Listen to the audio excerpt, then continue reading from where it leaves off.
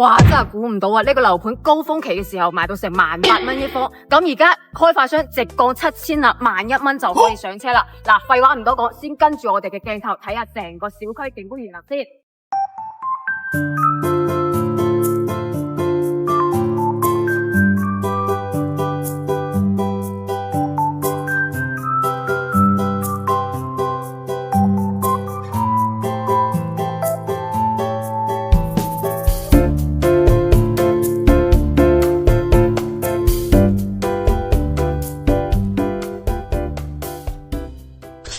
好啦，咁而家就嚟到咗我哋嘅44棟，亦都係我哋主推嘅一個單位嘅流動前邊啦。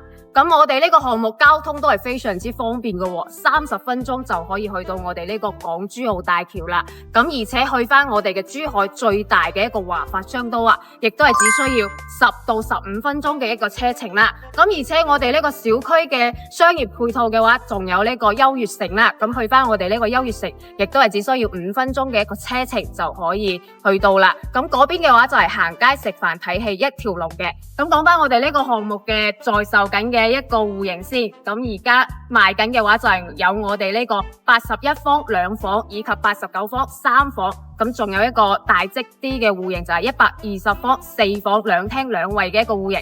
咁事不宜遲，先跟住我哋嘅鏡頭上去睇下我哋嘅示範單位。咁而家就上到嚟我哋呢個示範單位啦，總共係有2個嘅。咁先帶大家嚟睇下我哋呢個89方3房2廳1衛嘅戶型。咁跟住 Kiki 嘅鏡頭入嚟。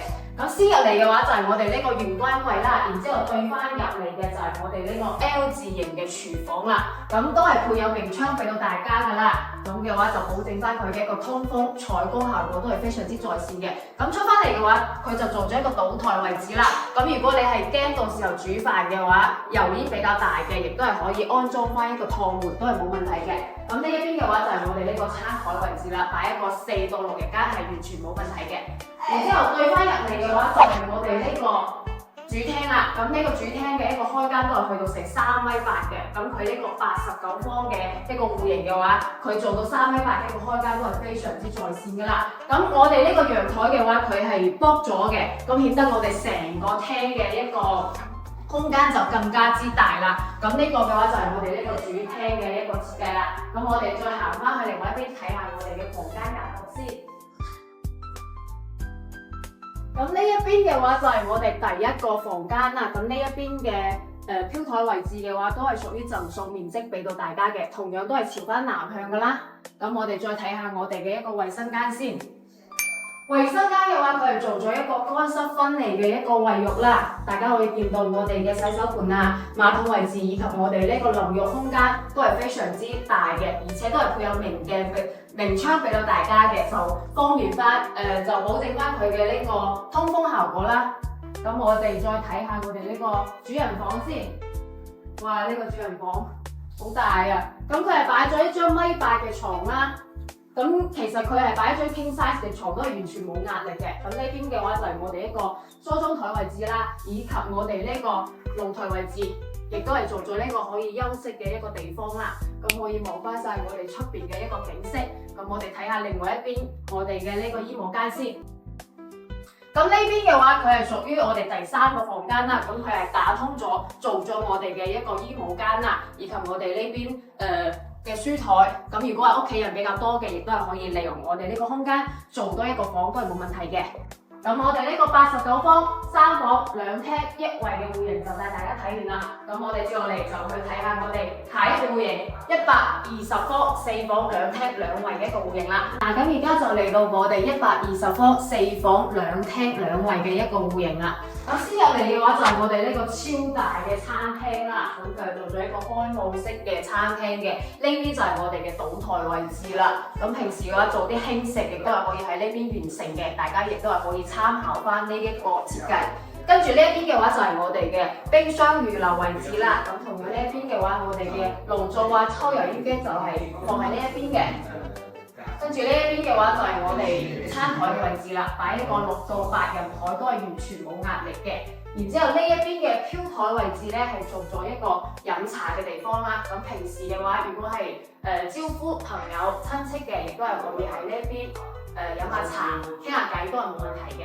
咁我哋去翻另外一邊睇下我哋嘅廳嘅位置先。咁呢一邊嘅話就係我哋呢個主廳嘅位置啦，大家可以感受翻佢呢個空間係十分之大嘅。咁佢嘅一個開間係做到咗4米嘅。然之後對翻出嚟嘅話就係我哋呢個露台位置啦。咁中澳春城佢嘅特點其實就係露台俾到大家嘅都係十分之大嘅。咁望翻出去嘅話，亦都係我哋呢個小區景觀園林嘅一個景觀啦。咁大家亦都係可以利用翻我哋呢個露台位置做一個生活露台，都係冇問題嘅。咁我哋嘅洗衣機啊、水槽位啊，亦都係可以 set 喺呢一邊啦。咁呢一個就係我哋主廳嘅位置啦。我哋再去翻另外一邊睇下我哋嘅休息間嘅格局先。咁先嚟嘅話就係我哋呢個客位啦。咁呢個客位都係非常之大嘅喎，成大塊鏡啊！咁平時中意影相嘅朋友仔，呢塊鏡真係可以滿足到你啦。咁仲有我哋呢個水槽位置啦，以及我哋呢個洗手盆位置，以及我哋呢個馬桶位置。再入嚟嘅就係我哋呢個淋浴空間啦。大家可以感受翻呢個空間係咪十分之大呢？咁我哋再去睇下我哋嘅休息間先。咁呢度就係我哋第一個休息間啦。咁佢係將2個房間打通咗嘅。咁正常嘅話，呢一邊係2個房間，咁佢係打通咗，做咗2個兒童床位啦。咁亦都係望翻出去，係望翻我哋成個小區景觀園林嘅一個位置啦。咁我哋再睇下第2個房間。呢邊就係我哋嘅一個主人房啦，空間都係十分之闊落嘅，擺一張 king size 嘅床都係完全冇問題啦。同樣咧，佢望翻出去都係成個小區景觀園林嘅一個位置。然後另外一邊嘅話就係我哋呢個衣帽間以及化妝間啦。哇，真係好大嘅呢間房。嗱，呢邊嘅話就係我哋嘅一個衣櫃啦，呢邊就係化妝嘅位置啦。咁呢個就係我哋主人房嘅格局。睇下我哋嘅呢個衛浴先。哇！呢個就係我哋嘅一個衛浴啦，而且都係配有呢個浴缸俾到大家嘅。咁平時嘅話，亦都係可以喺度休閒下、浸下我哋嘅玫瑰浴都係冇問題嘅。呢個就係我哋嘅一個衛生間啦。咁漏咗呢間房，唔記得同大家講。呢邊就係我哋第3個房間，咁佢係做咗一個茶室啦，大家亦都係可以利用翻呢個空間做個電影院啊，亦都係可以嘅，書房都係冇問題嘅。咁我哋呢個120方4房2廳2衛嘅戶型就帶大家睇完啦。咁再帶大家去睇下我哋仲有個2房，就係我哋呢個81方2房2廳1衛嘅飛機戶型，都帶大家睇埋佢先。OK， 先入嚟嘅話，同樣都係我哋呢個玄關櫃啦。然之後另外一邊嘅話就係我哋呢個餐廳位置啦。咁呢個餐廳位置咧，講真佢唔算特別闊落。咁其實佢81方嘅話，其實擺一張4到6人台都係冇問題噶啦。咁對翻入嚟嘅話，就係我哋呢個 L 字型嘅一個廚房啦。大家可以感受到都唔細嘅。呢一邊嘅話就係我哋呢個冰箱嘅預留位置啦。咁對翻出去嘅話就係我哋呢個主廳位置。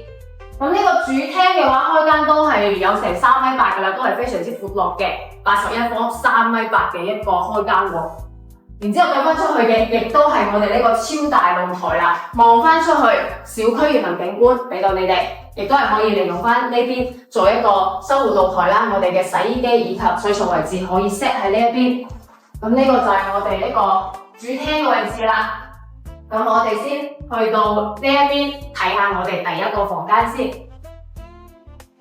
嗱，咁呢一邊嘅話就係我哋第1個房間啦。咁其實都唔算細噶啦，81方。同樣望翻出去就係我哋成個小區景觀園林嘅位置。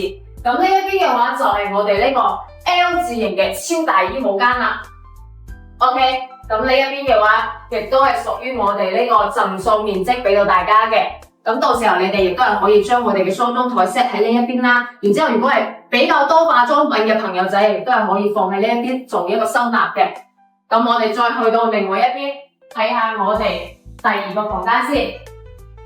嗱，先入嚟嘅就係我哋呢個衛浴啦，都係做咗一個乾濕分離嘅衛浴啦。而且我哋呢個淋浴空間係做咗一個鑽石型嘅。咁我可以行入去俾大家感受翻呢個空間。嗱，都係好闊落嘅。咁呢個就係我哋呢個衛浴嘅位置啦。咁再行翻入嚟就係我哋呢個休息間嘅位置啦。咁佢擺一張米八嘅床都係完全冇問題嘅。咁佢呢個佈局嘅話，其實佢嘅收納空間唔算特別大啦。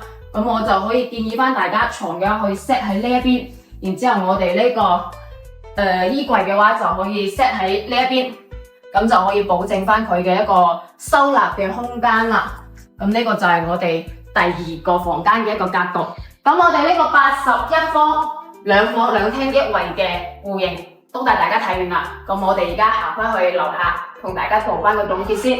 咁啱先我哋呢個示範單位就帶大家睇完啦，同大家總結翻先。咁啱先睇嘅話就有81方、89方同埋120方嘅戶型啦。咁而家單價11000起，總價20萬就可以上車啦。咁除此之外呢，佢嘅一個交通啊以及配套方面都係非常之在線嘅。咁 Kiki 個人認為嘅話就非常之值得去買嘅。OK 啦，咁今日我哋嘅視頻到呢度就結束啦。感興趣嘅朋友仔呢，可以聯繫翻 Kiki 帶大家嚟睇實體樓。咁我哋下期再見啦，拜拜。